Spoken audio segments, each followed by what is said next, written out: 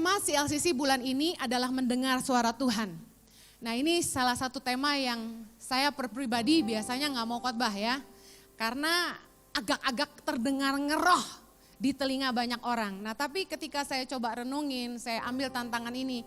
Dan Tuhan sederhana aja bilang sama saya, khotbahin aja bagaimana kamu dengar suara Tuhan. So here we go. Apa Tuhan bisa ngomong? Ini mungkin akan jadi pertanyaan beberapa orang dan orang-orang di luar sana yang nonton YouTube ini ya. Apa Tuhan bisa ngomong? Nah di Alkitab tercatat banyak kali Tuhan bicara sama bangsa Israel, sama nabi-nabinya dan juga banyak ayat di Perjanjian Baru juga tentang bagaimana Tuhan bicara. Dan yang kedua, manusia itu diciptakan menurut gambar dan rupa Allah. Nah pertanyaan saya sederhana. Kalau kita bisa ngomong, kira-kira Tuhan bisa ngomong nggak? Bisa banget. Nah, jadi kita sepakat bahwa Tuhan bisa ngomong. Yang kedua, banyak orang yang alergi dengan kata Tuhan bicara. Kenapa? Soalnya ada banyak orang yang ngeroh. Orang-orang yang kelihatannya dekat banget sama Tuhan. Orang-orang yang rohani. Ya, yang hidupnya sampai mengawang-awang di udara. Dan kalau ngomong dikit-dikit, Tuhan bicara. Tuhan bilang, kamu hari ini harus pakai baju, be helpful. Tuhan bicara. Kemudian kita bilang, Tuhan bicara bahwa kamu harus bantu saya 1 juta rupiah. Tuhan bicara bahwa kita semua harus taruh dompet kita di panggung ini. Tuhan bicara dan banyak orang yang sering menggampangkan kata Tuhan bicara dan orang-orang yang kita percayai sebagai nabi-nabi Tuhan, hamba-hamba Tuhan, mereka suka serampangan menggunakan kata bicara.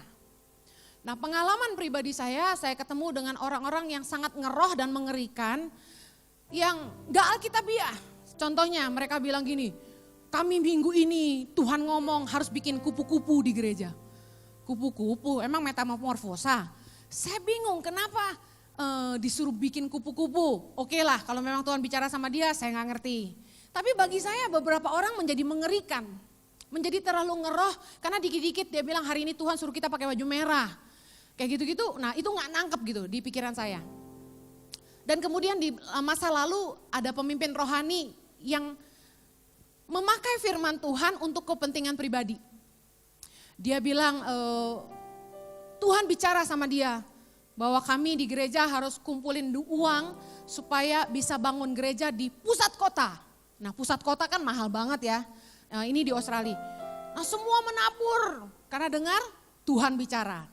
Tapi entah bagaimana dia berubah pikiran. Terus dia sampaikan lagi, Tuhan bicara. Ayatnya di sini. Bahwa kita harus bangun mezbah di utara, berubah dari tengah kota ke utara. Nah dari situ saya melihat banyak orang menggampangkan dan memakai kata Tuhan ngomong secara serampangan. Yang belum tentu itu Tuhan yang ngomong, tapi mereka pakai itu untuk kepentingan pribadi. Nah saya yakin ada di sini teman-teman yang juga ngalamin yang sama. Banyak orang yang kelihatan terlalu ngeroh, tapi hidupnya gak jadi teladan. Banyak orang yang pakai kata Tuhan bicara padahal gak masuk akal. Mari kita belajar apakah benar Tuhan bisa bicara dan mari kita mengalaminya secara pribadi. Pertanyaan saya buat Anda pagi ini adalah ini. Seberapa penting Tuhan bicara buat hidupmu? Penting gak sih Tuhan ngomong buat Anda? Nah banyak orang yang gak pernah minta Tuhan ngomong sama mereka. Pertama mungkin karena mereka ngerasa masa Tuhan bisa ngomong. Yang kedua mereka mungkin takut Tuhan tuh ngomong kayak apa. Yang ketiga karena gak pernah ngalamin. Jadi gak pernah minta Tuhan bicara. Dalam Keluaran 33 ayat 15 Musa tuh bilang gini. Jika engkau sendiri tidak membimbing kami, janganlah suruh kami berangkat dari sini. Kalau Tuhan gak membimbing mereka, lebih baik jangan suruh mereka pergi, intinya gitu. Nah seberapa penting pimpinan Tuhan dalam hidupmu? Dalam cari jodoh, dalam buka bisnis, hal-hal yang krusial buat masa depan. Seberapa penting engkau mau Tuhan sendiri bicara? Banyak orang yang bilang gini, kan Tuhan kasih kita otak. Tuhan bisa pakai pikiran kita buat bikin keputusan. Saya setuju. Tuhan kan pakai orang tua kita untuk kasih tahu kita. Saya setuju. Tapi saya mau tanya pengalaman Anda pribadi dengan Tuhan sebagai orang percaya. Seberapa penting Tuhan ngomong untuk hidupmu? Ketika saya pertama kali kenal Tuhan, Tuhan tuh sampai saya tuh doa soal jodoh. Saya bilang, Tuhan, siapa yang akan jadi pasangan hidup saya? Dari mulai umur belasan tahun, 17 tahun saya udah doanya kayak gitu. Tuhan, siapa pasangan hidup saya? Kenapa saya tanya gitu? Soalnya saya udah capek pacaran ganti-ganti. Saya pengen pacaran sama orang yang betul-betul dari Tuhan gitu. Nah, saya nggak tahu dengan Anda, apakah penting buat Anda tahu siapa pasangan hidupmu yang dari Tuhan. Ketika Anda buka usaha, hanya karena engkau punya pengalaman dan uang, belum tentu engkau melakukan apa yang Tuhan mau. Seringkali banyak orang gak dengar suara Tuhan karena mereka tidak melihat penting sekali Tuhan terlibat dalam hidup mereka. Tuhan itu akan bicara sama orang yang sungguh-sungguh cari Dia. Nah, saya mau cerita waktu saya pulang ke Indonesia dari Australia tahun 2006 bulan Januari. Saya mungkin sudah pernah cerita di khotbah saya yang lain bahwa keputusan pulang ke Indonesia itu bukan kami yang mau tapi Tuhan yang suruh. Nah, Tuhan bicara sama saya ketika saya lagi doa, Tuhan bilang gini, Henny, selamatkan generasi. Nah, kami posisinya di Australia itu punya usaha, punya penghasilan yang sangat besar, punya rumah meskipun masih KPR, cicilan. Kami punya mobil 2, nah hidupnya sudah nyaman sekali. Nah, kalau kami pulang ke Indonesia dengan latar belakang teologi ya, maaf, kami mau makan apa? Sementara bisnis kami di Australia itu nggak bisa dijual dan dibawa ke Indonesia, nggak bisa, sistemnya beda. Nah, kemudian untuk pindah ke Indonesia itu nggak mudah karena kami harus mulai dari nol. Kami nggak punya rumah, kami nggak punya apa-apa dan anak kecil, anak saya tuh masih baby. Nah, kalau Tuhan panggil saya sendirian mungkin akan gampang ketika saya masih gadis. Tapi saya udah punya suami dan 2 anak. Keputusan itu sulitnya luar biasa dan sangat sulit sampai saya stres berat, darah tinggi dan saya cari wajah Tuhan sungguh-sungguh. Dari mulai Januari sampai akhir tahun 2006 itu Tuhan gak ngomong apa-apa. Saya bilang, Tuhan, apa yang Tuhan mau saya lakukan dengan hidup saya? What do you want from me? Apa yang saya lakukan di Indonesia? Saya doa tuh pagi siang malam. Tuhan, saya gak mau salah. Jojo tuh dapat tawaran banyak dari gereja-gereja. Jo, bantu kami melayani di Sidoarjo. Jo, bantu kami melayani di Medan. Jo, bantu kami pegang gereja di sini, di sana. Saya gak mau, saya bilang gini, Jo, jangan salah langkah. Kalau Tuhan panggil kita ke Indonesia, mari kita cari apa yang Tuhan mau lakukan untuk kita di Indonesia. Jadi saya cari Dia sungguh-sungguh. Nah, seberapa sungguh-sungguh Anda cari Tuhan? Saya yakin kalau Anda sungguh-sungguh cari Tuhan, Tuhan pasti bicara. Nah, bagi saya penting banget mengerti panggilan Tuhan dalam hidup saya. Soalnya kenapa? Saya udah mentok pelayanan di gereja waktu itu 10 tahun di Sydney ya. Buat saya tuh kok gitu-gitu aja. Melayani Tuhan kok cuma gini doang. Saya pengen tahu sebenarnya apa yang Tuhan mau untuk saya. Saya kejar Dia sungguh-sungguh dan di dalam 2 Petrus 1 ayat 10 dibilang gini, berusahalah sungguh-sungguh supaya panggilan dan pilihanmu makin teguh. Nah, seringkali kalau kita nggak dengar sendiri Tuhan ngomong, kita tuh kadang-kadang gampang goyah. Kita tergampang di bawah arus. Nah, pentingnya dengar suara Tuhan adalah kita makin teguh. Apakah saya tidak mengalami tantangan selama 11 tahun menjalani Tangan Pengharapan? Banyak banget tantangannya, luar biasa deh. Tapi kenapa saya terus tekun melakukannya? Meskipun banyak suara-suara sumbang yang bilang Tangan Pengharapan itu nggak ada hasil lah, Indonesia susah diubah lah, segala macam. Tapi dengar baik, kenapa saya yakin-yakinnya? Karena Tuhan ngomong sama saya. Nah, seringkali kita ngalamin juga, kok Tuhan nggak jawab ya, saya udah doa sungguh-sungguh Tuhan tuh nggak ngomong apa-apa gitu. Nah, saya mau share dalam Yesaya 55 ayat yang ke-6 dikatakan gini, carilah Tuhan selama Ia berkenan ditemui. Berserulah kepadanya selama Ia dekat. Jadi kita harus pakai kesempatan kita sebagai orang percaya, cari Tuhan sungguh-sungguh selama Dia bisa ditemui. Berseru kepadanya selama Dia dekat. Nah, ayat 8 bilang gini, sebab rancanganku bukanlah rancanganmu dan jalanmu bukanlah jalanku. Demikianlah firman Tuhan. Nah, kenapa penting kita cari suara Tuhan? Karena kadang-kadang apa yang kita rencanakan buat hidup kita belum tentu itu yang Tuhan mau. Penting banget untuk minta pimpinan Tuhan. Jangan ngandelin hamba Tuhan, jangan kejar dukun. Saya mau kasih tahu semuanya sia-sia. Dulu dukun pernah nubuatin saya bahwa saya akan menikah sama pria yang maaf kurang tinggi, agak gemuk, pakai kacamata. Bohong, Jojo gak pakai kacamata, Jojo tinggi dan Jojo gak gemuk. Ganteng lagi. So, mari saya share bagaimana Tuhan bisa bicara sama kita. Ada 7 hal secara cepat saya mau bagikan bagaimana Tuhan bisa bicara sama kita. Yang pertama lewat ayat Alkitab. Tuhan itu bicara lewat firman Tuhan. Mungkin Anda pernah ngalamin ya, Anda asal buka ayat, plek. Terus Anda baca ayat itu, tapi ayat itu begitu seperti bicara buat kita gitu. Begitu menjawab apa yang menjadi pergumulan kita. Nah, Tuhan itu bicara lewat firman-Nya. Pertanyaan saya ini, apakah Anda baca firman? Kalau Anda tidak pernah baca firman, bagaimana Tuhan mau bicara? Karena Tuhan tidak pernah bicara di luar firman-Nya. Apapun yang Tuhan bicara ke saya tahu ada ayatnya. Nah, God knows where you're hurt. Firman Tuhan itu seperti obat. Waktu kita baca, firman Tuhan itu pertama seperti pimpinan yang menolong kita buat keputusan yang benar. Yang kedua, firman Tuhan itu seperti obat yang mengobati kita. Nah, saya mau share pengalaman saya pertama kali dengar suara Tuhan. Ya. Nah, tahun 94 saya diajak ke youth Kelapa Gading ya sama Jojo dan teman-teman. Nah, di situ saya dijamah Roh Kudus dan saya mengenal Tuhan. Nah, kapan saya dengar suara Tuhan? Pertama kali di kelas. Lagi di sekolah, saya kelas 2 SMA. Tiba-tiba ada firman Tuhan yang saya pernah baca. Terus Tuhan ngomong ke saya. Tuhan bilang gini. Sekalipun ayahmu dan ibumu meninggalkan kamu, aku sekali-kali tidak akan meninggalkan engkau. Nah, ketika saya baca ayat ini, Mazmur 27 ayat 10, dibilang gini, sekalipun ayahku dan ibuku meninggalkan aku, namun Tuhan menyambut aku. Kemudian Ibrani 13 ayat 5, karena Allah telah berfirman, aku sekali-kali tidak akan membiarkan engkau, dan aku sekali-kali tidak akan meninggalkan engkau. Nah, kenapa ayat ini yang pertama kali Tuhan ngomong ke saya? Karena masa lalu saya, dari umur 10 tahun, papa mama saya tuh pisah.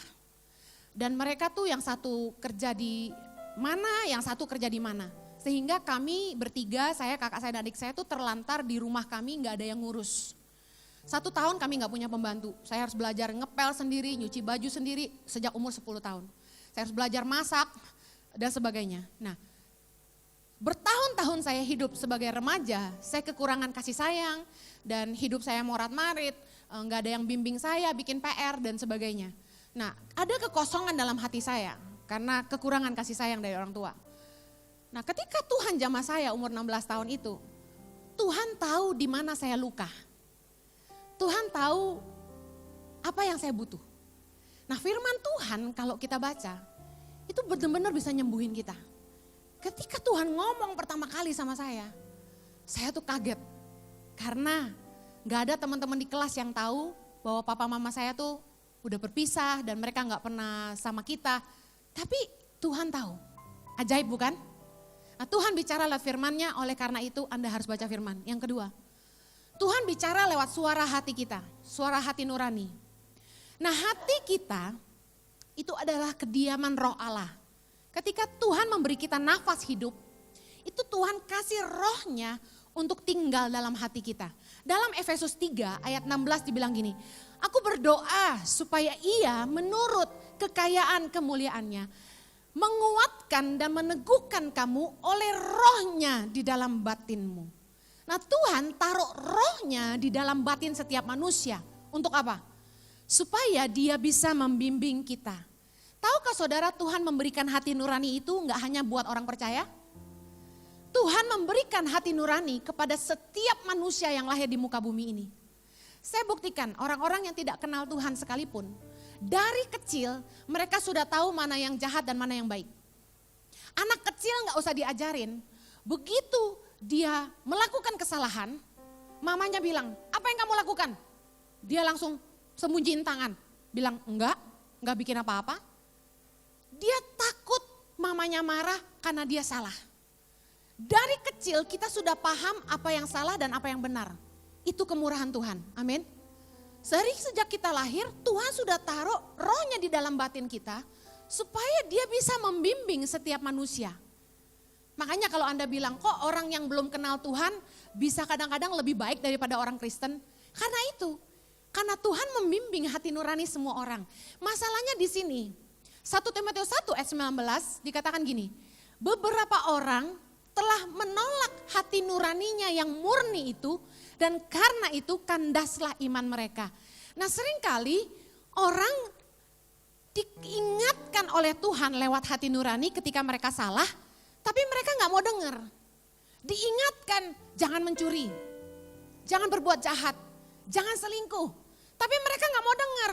Lama-lama mereka lawan hati nurani mereka, hati nurani mereka jadi tumpul.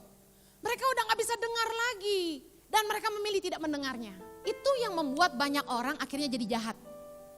Karena sebenarnya Tuhan tuh membimbing manusia dalam hati nurani mereka. Nah ini yang kita harus ingat, bahwa beberapa orang telah menolak hati nuraninya yang murni. Nah kuncinya di sini, bagaimana supaya suara Tuhan, itu rohnya di dalam batin kita, tetap memimpin hidup kita. Kita harus jaga hati nurani kita tetap murni, katakan amin. Kita gak boleh simpan kepahitan, kita gak boleh benci sama orang, kita gak boleh simpan kemarahan. Kita harus pastikan hati kita bersih. Amsal 4 ayat 23 bilang, jagalah hatimu dengan segala kewaspadaan karena dari situlah terpancar kehidupan. Jaga hati kita karena di situ ada roh Allah. Kalau kita marah, kita gak bisa dengar suara Tuhan. Suara hati nurani kita itu dipakai Tuhan untuk menggerakkan kita melakukan sesuatu. Dalam Amsal 21 ayat 1 dibilang gini, hati raja seperti batang air di dalam tangan Tuhan, dialirkannya kemana ia ingini. Hati manusia itu di tangan Tuhan. Tuhan bisa gerakan kita melakukan apa. Nah, kalau Anda khawatir ya, khususnya ibu-ibu, suamimu apakah setia dan tidak di luar sana, dengar baik. Ini doa yang mancur buat istri-istri. Doakan ini, ya. Atau suami-suami yang takut istrinya macam-macam kalau ditinggal kerja. Ya. Doakan ini, Tuhan aku percaya hati suamiku atau hati istriku ada di dalam tanganmu. Aku percaya engkau akan mengalirkannya kemana engkau ingini. Jaga hati pasanganku. Karena Tuhan sanggup menggang hati kita dan mengarahkan sesuai yang dia mau. Waktu saya ngerti ayat ini, saya bisa tidur nyenyak. Meskipun Jojo pelayanan keluar kota dan kami seringkali yang satu ke utara, yang satu ke selatan. Tapi saya serahkan Jojo sama Tuhan. Ayat ini benar-benar manjur. Kita menyerahkan hati kita kepada Tuhan. Nah kalau Anda digerakkan Tuhan untuk nolong orang ketika Anda ketemu sama orang dan entah seperti ada bisikan, kasih dia pakaianmu, kasih dia handphonemu, kasih dia uang, bayarin makannya. Seperti itu Tuhan yang bicara dalam hatimu. Tuhan menggerakkan kita melakukan sesuatu. Nah contoh, Anda tergerak untuk bawa persembahan ke rumah Tuhan, ke gereja. Anda bawa persembahan yang banyak. Jangan lalu merasa gereja hutang budi sama kita. Kenapa? Itu Tuhan yang menggerakkan hatimu. Kalau secara manusia kita hitungan. Tapi Tuhan menggerakkan hati kita untuk melakukan sesuatu. Kalau ada pengusaha yang mau merendahkan hati, terus jadi tukang parkir di gereja. Saya mau kasih tahu, itu Tuhan yang menggerakkan hatimu. Kita gak bisa bangga dengan apapun yang kita lakukan. Amin. Saya mau share tentang apa yang saya lakukan. Saya gak bisa bangga dengan apa yang saya dan suami sudah kerjakan untuk Indonesia melalui Tangan Pengharapan. Kenapa? Karena saya tahu persis Tuhan bekerja lewat kemauan saya. Kalau kami berdua bisa mau pulang ke Indonesia dan tinggal di Indonesia, meninggalkan semua kenyamanan kami di Australia, itu bukan karena kami orang hebat. Itu bukan karena kami baik. Bukan karena kami orang yang punya iman, bukan. Tapi karena Tuhan bekerja lewat kemauan kami. Tuhan bekerja lewat kemauan Jojo, mau tinggal di Indonesia. Saya kasih tahu, Jojo tuh gak pernah mau saya ajak pulang ke Indonesia. Kalau tiba-tiba tahun 2006 itu dia mau, saya tahu itu Tuhan. Dalam Filipi 2 ayat 13 dibilang gini, karena Allah lah yang mengerjakan di dalam kamu, baik kemauan maupun pekerjaan menurut kerelaannya. Kalau kita bisa dipakai Tuhan untuk mengerjakan sesuatu yang mulia, sesuatu yang baik. Saya mau kasih tahu, bersyukurlah karena anugerahnya. Karena Tuhan masih memakai hidupmu untuk apa yang Dia mau. Bayangkan Tuhan tuh bisa bekerja lewat kemauan dan pekerjaan kita. Tuhan itu cuma pakai kita aja dan gak ada yang bisa kita banggain, katakan amin. Saya sama Jojo gak bisa sombong, mau nyombong apa? Gak sanggup kasih makan 5.000 anak. Tapi sungguh-sungguh Tuhanlah yang menaruh kemauannya apa yang Dia mau untuk Indonesia. Amen. Suara hati itu penting banget. Karena itu yang sehari-hari banyak kita alamin. Oleh karena itu pesan saya sekali lagi, kalau Anda mau dengar Tuhan bicara lewat hati nuranimu, jaga hatimu tetap murni. Jangan punya kepentingan apapun, tuluslah dalam mengerjakan apapun. Yang berikutnya, bagaimana Tuhan bicara? Yang ketiga, lewat suara audible. Tuhan bicara langsung, audible itu lewat telinga. Seperti saya bicara pada Anda saat ini, Tuhan bisa bicara seperti itu. Tapi saya bisa bilang ini jarang terjadi. Dalam Kisah Rasul 9 ayat 27, Saulus melihat Tuhan di tengah jalan dan bahwa Tuhan berbicara dengan dia, itu langsung audible. Nah, Alkitab mencatat itu. Nah, banyak orang seperti Musa itu berhadapan langsung sama Tuhan. Elia juga, Nabi Nathan juga. Nah, banyak yang langsung menerima suara Tuhan secara audible. Nah, itu ada yang dapat, ada yang tidak. Nah, saya jujur gak pernah ngalamin itu. Yang keempat, cara Tuhan bicara. Yang keempat, lewat tudung rohani, mentor, orang tua, atau nubuatan. Nah, Tuhan itu bisa pakai orang-orang yang lebih rohani di atas kita. Makanya penting Anda ikut home. Karena di home itu ada tudung-tudung rohani yang bisa memimpin hidup Anda. Memberikan nasihat firman Tuhan. Amen. Nah, mentor, orang tua Anda, nubuatan. Nah, saya mau bicara di sini. Suatu hari saya pernah diminta menolong sebuah yayasan lain milik konglomerat di Indonesia. Nah, yayasan konglomerat ini dia bergerak di bidang medis, punya 2 klinik mengobati gratis, ya murah lah ya, ditukar obat cuma 10.000, 15.000. Nah, kemudian saya diminta membantu. Nah, saya bantu secara sukarela, tidak dibayar sepeser pun. Saya bantu mengaudit obat-obatan, alat medis, dan saya bikinin sistem yang rapi supaya mereka tidak ditipu orang. Jadi saya bikin pembukuan dan sebagainya, bagaimana caranya uang yang mengalir untuk pengobatan gratis dan obat-obatan yang keluar itu jelas kemana gitu, beberapa pasiennya. Nah, setelah saya bantu setup itu, kemudian saya juga bantu mereka bangun rumah sakit mata gratis di RSCM di belakang sana. Nah, pengusaha ini minta saya bergabung full time, bantu kerja pegang yayasannya. Saya ditawari apartemen, saya ditawari gaji, dikasih mobil dan sebagainya. Tapi saat itu saya tidak mau bergabung bukan karena saya tidak tergiur, tapi dengar baik. Di yayasan itu saya duduk bersama orang-orang besar. Saya bisa ketemu menteri-menteri, saya bisa ketemu almarhum Taufik Kemas, saya bisa ngobrol sama orang-orang besar di Indonesia ketika saya bantu yayasan itu, karena ini orang yang kaya banget di Indonesia. Tapi ketika ditawarkan posisi ini, saya konsultasi sama mentor saya, Pastor Cornelius Ewing. Nah, saya bilang, Kowing gimana ya? Nah, Kowing bilang, apa alasanmu mau bergabung dengan mereka? Saya bilang, pertama mungkin yayasan ini bisa bantu Tangan Pengharapan. Yang kedua, karena saya di situ, saya bisa ketemu orang-orang besar. Langsung Kowing bilang gini, alasanmu tidak esensi. Karena kamu mengandalkan manusia. Sedangkan Tangan Pengharapan dilahirkan Tuhan lewat rahimmu.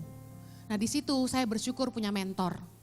Kalau tanpa nasihat Kowing dan apa yang Tuhan sampaikan lewat Kowing untuk saya, mungkin saya udah bikin keputusan yang salah hari itu. Nah, juga tentang jodoh, saya tahu banyak anak-anak muda yang ngalamin ini. Kita pacaran gak disetujuin orang tua, alasannya banyak ya. Nah, saya mau share yang saya alami sama Jojo. Saya tuh pacaran sama Jojo sekitar berapa tahun ya, 8 tahun tuh gak disetujui mama saya. 8 tahun, kami pacaran 9 tahun. Kami pacaran 8 tahun tuh gak disetujui mama saya. Nah, saya sangat mempercayai firman Tuhan yang berkata gini, hormati ayahmu dan ibumu, titik. Tidak ada koma kalau ibumu baik, tidak ada koma kalau papamu kaya, tidak ada koma kalau mereka hidupnya benar, gak ada. Tapi firman Tuhan berkata, dengarkanlah didikan ayahmu dan dengarkanlah ajaran ibumu. Jadi saya nurut sama orang tua saya karena mereka nggak setuju sama hubungan saya sama Jojo, saya nggak mau nikah sama Jojo. Pacaran aja terus tapi nggak nikah. Nah berulang kali mereka marah, nah karena mereka tahu saya masih dekat sama Jojo. Nah gini, seringkali kita nggak ngerti kenapa orang tua kita nggak setuju. Mari saya bukakan. Kita harus lihat pertimbangan orang tua kita itu esensi atau tidak. Kalau esensi itu bicara gini, perbedaan iman. Kenapa iman penting? Nikah sama sesama anak Tuhan aja pergumulannya banyak. Apalagi nikah sama yang tidak seiman, gak takut Tuhan, sengsara banget. Yang kedua, pertimbangan yang esensi adalah ini. Orang tua kita mungkin melihat pacar kita itu atau calon pasangan kita hidup kita itu gak tanggung jawab orangnya. Pemarah, sombong, suka bentak-bentak. Kerja gak pernah beres, kuliah gak kelar-kelar. Masa depannya gak jelas. Maaf, mau nikah sama orang kayak gitu, ngurus diri sendiri aja gak bisa, gimana mau ngurus istri dan anak-anaknya. Nah orang tua kita memikirkan hal-hal yang terbaik buat kita, itu yang kita harus percayai. Nah kalau gak setuju karena hal-hal esensi ini, kita harus dengar. Kalau perlu jangan kawin. Kalau nekat pacaran terus jangan kawin. Nurut sama orang tuamu. Yang kedua, kalau orang tuamu gak esensi alasannya, contoh yang gak esensi itu gini, pendek, tinggi, enggak boleh sama dia terlalu pendek, itu gak esensi. Jangan pacaran sama dia pesek, itu gak esensi. Jangan pacaran sama dia karena masalah suku, itu gak esensi. Jangan pacaran sama dia karena dia orang kere, itu gak esensi. Jangan pacaran sama dia karena papa mamanya cerai. Nah, saya paling anti sama orang tua yang ngomong gini, kita tuh kalau mau ngawinin anak harus cek bibit, bebet, bobot. Saya tahu Anda punya maksud baik, tapi dengar baik.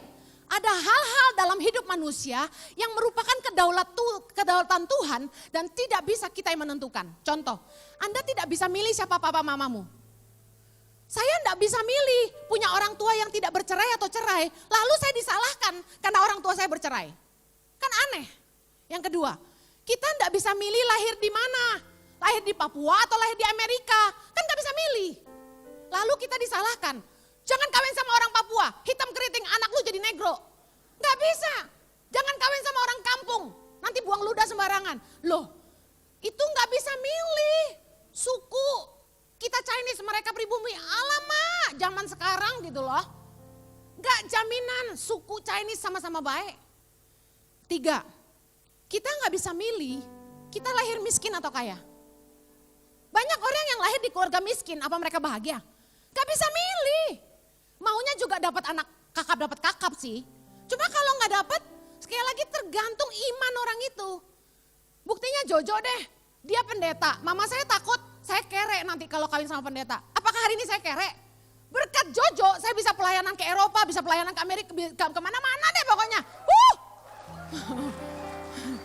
Yang esensi itu ini loh, dia takut Tuhan enggak? Kalau takut Tuhan, menghidupi firman, orangnya berintegritas, dari dompet tipis bisa jadi dompet tebal, katakan amin.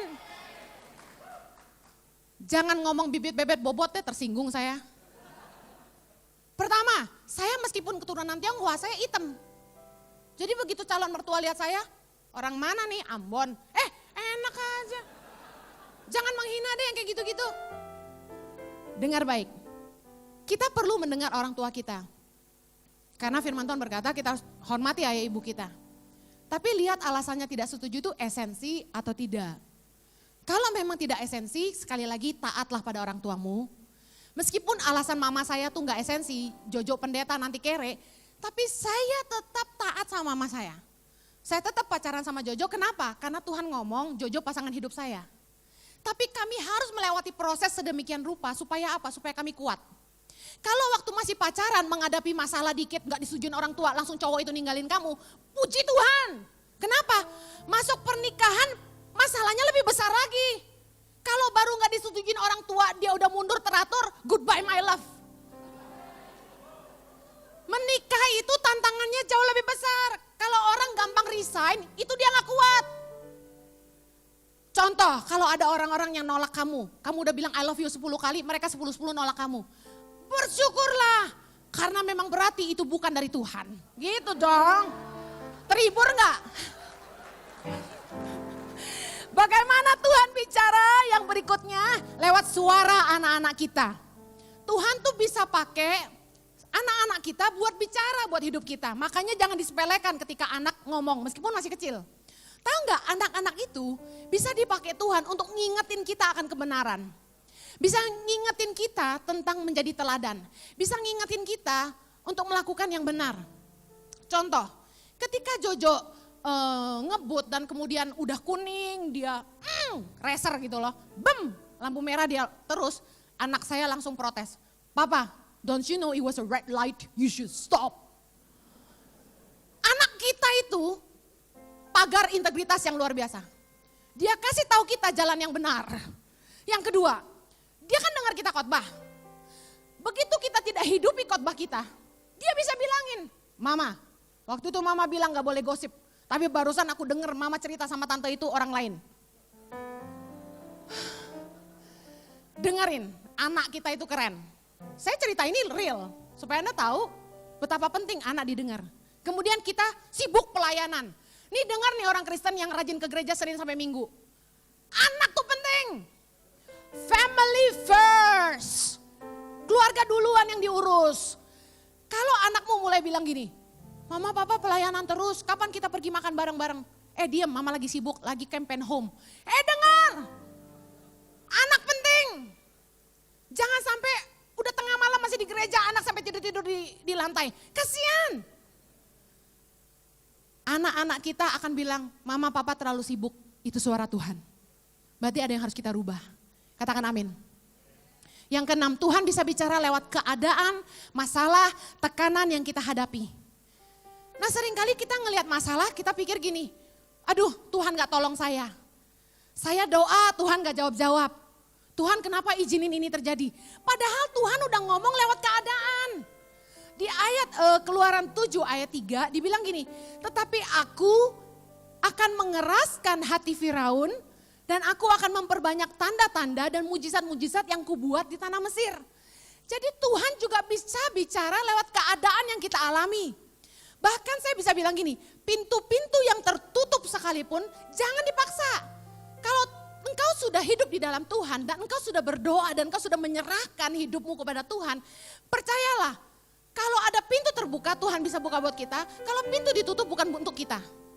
Nah ketika Anda ngalamin masalah, yakini satu hal, mujizat akan terjadi. Waktu saya pulang dari Australia ke Indonesia, kami gak punya mobil. Mobil kami 2 di Australia, kami jual, uangnya tuh kami simpan di bank karena kita perlu bayar KPR rumah. Sementara rumah kita pasarin kan gak gampang jual rumah. Nah sementara rumah belum laku kan kami harus bayar cicilan terus. Nah uang dari penjualan mobil harus kami tahan di sana untuk bayarin cicilan. Otomatis kami gak punya uang untuk beli mobil di Indonesia. Nah saya numpang di rumah mama saya, waktu itu dia punya 4 mobil dan saya bilang gini, Mah minta 1 lah mobilnya. Mama saya tuh orang yang murah hati. Tapi bisa-bisanya dia bersikeras, gak bisa. Akhirnya saya pakai jalan kedua, pinjem uang deh, saya beli Avanza. Zaman itu Avanza lagi ngetop. Mah pinjem duit deh nanti saya ganti, kalau rumah saya udah laku saya pulangin. Enggak, tiba-tiba seperti hati Firaun yang dikeraskan Tuhan, mami saya pelit banget mendadak. Gak mau ngasih. Saudara tahu? Gak lama Jojo dapat kerjaan di Bandung, ya. Kami pindah ke Bandung tuh Juni 2006. Jojo dapat kerjaan di Bandung. Nah, pengusaha yang support kami di Bandung itu ngasih pinjem mobil Avanza. Dan plat nomornya D1610. Ulang tahun Jojo. Bayangin, kalau waktu itu mami saya kasih saya Avanza, mungkin ketika saya dapat Avanza dari pengusaha itu kayak biasa aja. Tapi karena saya kepingin banget punya Avanza dan dikasih pakainya Avanza, seneng banget. Dan gak cuma dikasih pakai, pada akhirnya pengusaha itu bilang, nih pakai aja sampai rusak. Jadi punya kita. Tuhan kadang-kadang mengeraskan hati orang-orang yang kita pikir harusnya menolong kita. Tapi jangan benci sama orang itu, jangan pahit sama orang itu. Karena Tuhan bisa pakai mereka untuk menyatakan mujizatnya buat kita. Akan ada banyak tanda-tanda mujizat di Mesir, amin. Nah, saya selalu doa gini, Tuhan buka pintu untuk yang dari Tuhan dan tutup pintu untuk yang bukan dari Tuhan. Dalam hubungan sekalipun. Ada orang-orang yang kita ketemu, itu nggak ada koneksi. Kayak nggak ada nyambungnya. Padahal kita pikir, wah kayaknya dia bisa bantu saya nih. Dengar, jangan dipaksain. Kalau hubungan itu Tuhan berkati, itu berkelanjutan. Tapi satu kuncinya, kita nggak boleh mengandalkan manusia. Setiap kali kita mengandalkan manusia, hubungan itu retak. Saya ngalamin berapa kali, orang-orang yang saya pikir bakal langgeng support tangan pengharapan, itu yang ada hubungannya nggak bertahan lama. Yang ketujuh, Tuhan bicara sama kita bisa lewat mimpi. Dalam Daniel 2 ayat 45b dikatakan ini, Allah yang maha besar telah memberitakan kepada Tuanku Raja apa yang akan terjadi kemudian hari. Mimpi itu adalah benar dan maknanya dapat dipercayai. Ada beberapa mimpi itu hanya bunga tidur, karena kita capek banyak aktivitas jadi mimpi. Tapi ada beberapa mimpi yang memang dari Tuhan. Contohnya ketika saya masih kecil umur 6 tahun, saya mimpi papa mama saya akan bercerai dan masing-masing punya pasangan lagi. Karena saya masih kecil saya nggak ngerti. Tapi Tuhan sudah memberi mimpi itu sejak saya kecil dan itu jadi kenyataan ketika saya umur 10. 3 hal bagaimana mengenali suara Tuhan. Yang pertama, suara Tuhan disertai dengan rema. Apa itu rema? Kita diingatkan ayat firman Tuhan yang pernah kita baca. Nah kalau kita mau tahu benar nggak suara yang kita dengar di hati nurani kita maupun disampaikan hamba Tuhan ini dari Tuhan, itu biasanya rema akan muncul. Ada ayat firman yang menyertai itu karena Tuhan nggak pernah bicara di luar firman. Nah dalam Amsal 24 ayat 17-18 ini salah satu rema yang saya alami ketika ada suatu hal buruk terjadi sama saya. Saya cerita singkat aja. Dulu waktu saya pelayanan di Australia, saya memimpin tim praise and worship. Ketika suatu siang saya melatih tim choir, tiba-tiba salah satu anggota choir saya ya datang dan marah-marah. Nah, saya ajak dia keluar untuk bicara. Nah, anak choir yang marah-marah ini adalah anak donatur gereja. Nah, posisinya waktu itu saya full time di gereja. Nah, posisinya udah kalah ya. Saya full time gereja, Kacung, yang satu anak donatur gereja. Nah, dia marah-marah dan dia lempar buku choir lagu itu, dia lempar di kaki saya, dia permalukan saya di depan ratusan orang, ada 300-an anggota choir dan ada ratusan anak drama waktu itu, saya dimaki-maki. Saya diam, tidak menjawab, kemudian begitu selesai dimarah-marahin, teman-teman saya datang dan peluk saya dan bilang gini, udah kamu tenangin hati ya Hen, kamu pulang aja ya. Sore itu masih ada youth tapi mereka bilang kamu pulang aja, kamu istirahat. Nah ketika saya pulang, saya nyembah Tuhan, saya main keyboard.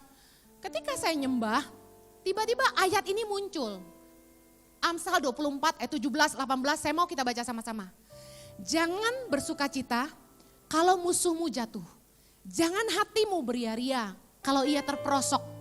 Supaya Tuhan tidak melihatnya dan menganggapnya jahat, lalu memalingkan murkanya daripada orang itu. Nah seringkali ketika orang berbuat jahat sama kita, kita berdoanya gini, Tuhan taruh bara api di kepala orang itu, biar hangus sekalian ya kan, biar botak dia ya kan. Terus yang kedua, kita doanya gini, Tuhan aku berdoa, aku percaya Engkaulah yang akan membalasnya. Sebenarnya itu kutukan. Kita tuh ngelontarin kutukan, mengharapkan yang jahat terjadi sama orang itu, tapi dibalut dengan doa. Itu salah banget. Ketika saya disakiti, saya berharap Tuhan bicara tuh menguatkan saya dengan bilang, kuatkan dan teguhkanlah hatimu. Engkau anakku, apalah yang bikin saya happy? Enggak, Tuhan kasihnya ayat ini. Nah, kenapa Tuhan kasih ayat ini? Dengar baik.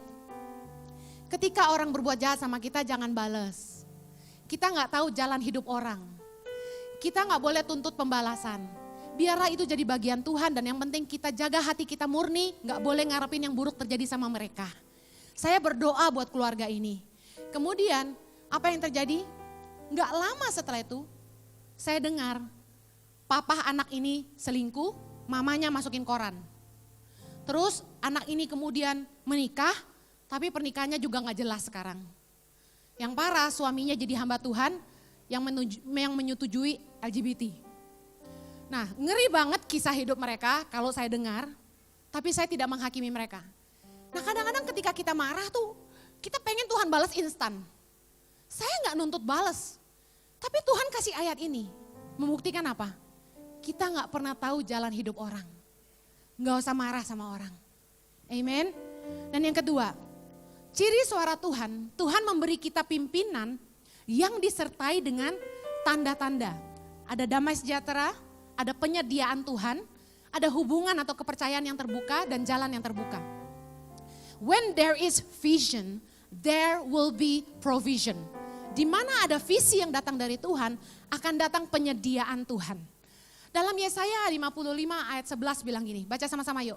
Demikianlah firmanku yang keluar dari mulutku, ia tidak akan kembali kepadaku dengan sia-sia, tetapi ia akan melaksanakan apa yang ku kehendaki dan akan berhasil dalam apa yang kusuruhkan kepadanya. Yakinilah kalau itu suara Tuhan, apa yang dia suruh dia akan buat berhasil. Nah seringkali orang bilang sama saya, Ciheni, saya juga punya visi yang sama kayak Ciheni. Saya pengen nolong anak-anak orang miskin, tapi susah banget cari dananya Ci. Gimana ya? Dengar baik. Belum tentu Tuhan suruh kamu yang buka yayasannya. Mungkin Tuhan suruh kamu bergabung di Tangan Pengharapan aja. Tapi kita sering maksa. Akhirnya kita sibuk dengan hal-hal capek sendiri karena Tuhan gak buka jalan. Nah kita harus lihat apakah ada penyediaan Tuhan. Kalau sampai kita harus berasa, gue kerja keras loh, itu udah bukan dari Tuhan. Tuhan memberkati orang yang dikasihinya waktu mereka tidur. Apa artinya? Ketika kita hidup dalam kehendak Tuhan, kita gak perlu takut kekurangan. Tuhan mencurahkan apa yang dia mau berikan dalam hidup kita. Amin. Saya tidak pernah bermimpi hari ini Tangan Pengharapan jadi 5.000 anak di 64 titik di seluruh Indonesia. Semua kemurahan Tuhan. Dan bagaimana orang datang sama kami, TV-TV wawancara, media bilang gini, dari mana dananya? Saya nggak bisa jelasin. Saya bilang benar-benar Tuhan yang menyediakan. Tuhan yang menggerakkan hati orang untuk bantu kami. Saya ngomong sama 1.000 orang tentang Tangan Pengharapan, yang bantu paling satu. Itu Tuhan gerakin satu orang, kita gak bisa maksa. Udah berapa ratus jemaat di Indonesia yang dengar saya khotbah. Tapi yang bantu, jujur setiap bulan cuma 300 orang yang transfer ke Tangan Pengharapan. Berarti hanya orang-orang yang digerakkan Tuhan yang bantu. Dan tidak ada konglomerat di dalamnya. Bagaimana bisa? Sungguh-sungguh kemurahan Tuhan. Amin. Karena visi itu datang dari Tuhan, Tuhan suruh saya pulang ke Indonesia, Tuhan suruh saya tolong orang miskin, saya cuma taat aja. Dan Tuhan menyertai dengan penyediaan yang luar biasa. Ada damai sejahtera, ada hubungan yang Tuhan bukakan, ada jalan yang terbuka. Amin. Bisa sampai di kampung mana, saya juga gak ngerti. Tuhan yang buka jalan semuanya. Yang terakhir, suara dari Tuhan itu cirinya adalah ini. Suara Tuhan itu pasti mengajar, menghibur, membangun, menguatkan, menasehati, dan disertai dengan karunia hikmat untuk memahaminya. Tuhan kalau ngomong tuh gak panjang-panjang. Tuhan tuh kalau ngomong singkat doang, tapi kita langsung ngerti gitu apa maunya Tuhan. Ada karunia hikmat untuk memahaminya. Saya kasih contoh. Suatu hari sekitar tahun 2014, saya bilang, Tuhan udah cukup ya saya ke pedalaman, udah capek loh dari tahun 2008 saya ke pedalaman terus. Kan sekarang Yayasan Tangan Pengharapan udah punya staff. Boleh ya saya suruh staff saya aja yang turun ke pedalaman. Karena saudara tahu kan turun ke pedalaman tuh gak nyaman. Saya gosong, digigiti nyamuk terus, makannya juga gak enak, terus tinggalnya juga seadanya, tidur di lantai, kadang-kadang nyamuk banyak dan gak bisa tidur, banyak serangga-serangga, mau merem serangga semua. Air susah, mesti ngambil di mata air pakai ember, makanya saya jadi perkasa. Nah saya bilang, Tuhan saya udah cukup deh gak usah turun ke pedalaman lagi. Lihat aja NGO lain, bos-bosnya mana ada yang turun ke pedalaman, mereka mah di belakang komputer doang. Saudara tahu Tuhan ngomong apa? Tuhan bilang gini, kalau kamu berhenti menyentuh anak-anak itu, lalu apa yang kamu mau urus di Jakarta?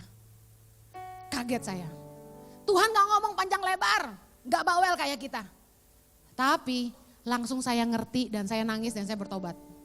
Kalau saya berhenti turun dan menyentuh anak-anak itu langsung, api saya pasti padam. Kornya gak dapet lagi.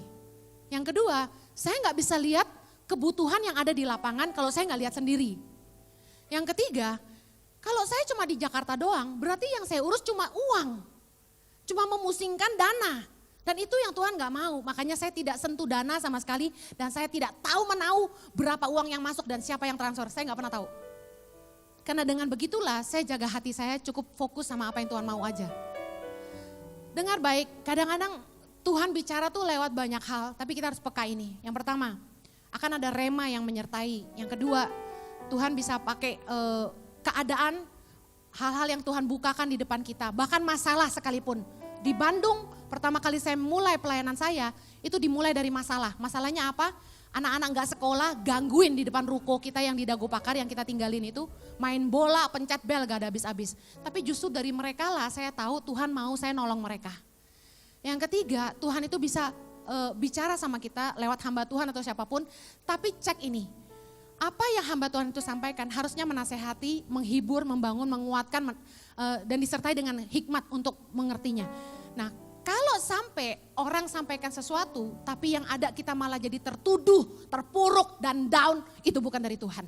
Dan satu hal lagi, jangan sampai biarkan seorang pun menyampaikan kepada kamu seolah-olah dia tahu semuanya. Contoh, dia bilang gini, saya melihat kamu akan menikah sama orang yang tinggi, kurus, pakai kacamata dari pulau ini.